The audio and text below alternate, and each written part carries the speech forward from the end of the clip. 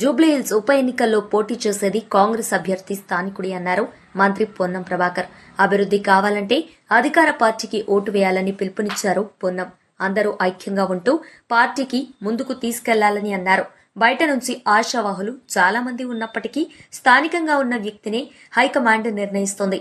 జూబ్లీహిల్స్ లో సానుభూతి పనిచేయదని అన్నారు మంత్రి పొన్నం ప్రభాకర్.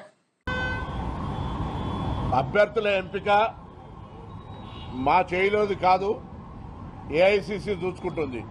కానీ ఒక మాట మాత్రం స్పష్టం, అభ్యర్థులు స్థానిక జూబ్లీహిల్స్కు సంబంధించిన వాళ్ళే ఉంటారు.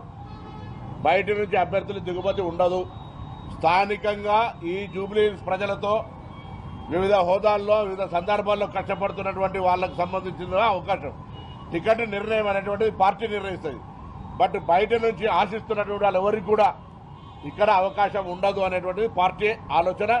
ఎందుకంటే కన్ఫ్యూజన్ ఉండద్దు, ఎటువంటి దాని లోపల మళ్ళీ అందరూ కూడా ఇక్కడ ఆశావాహులు కూడా అందరు కలిసి 7 డివిజన్లలో తిరుగుతారు, పార్టీని బలోపేతం చేస్తారు, ప్రజా సమస్యలు పరిష్కరిస్తారు.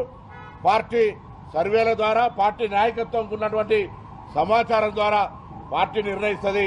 కానీ బయట నుంచి ఎవరు ఆశావాహులకు సంబంధించి ఇక్కడ ఈ జూబ్లీహిల్స్ ఉప ఎన్నిక లోపల అవకాశం ఉండదు.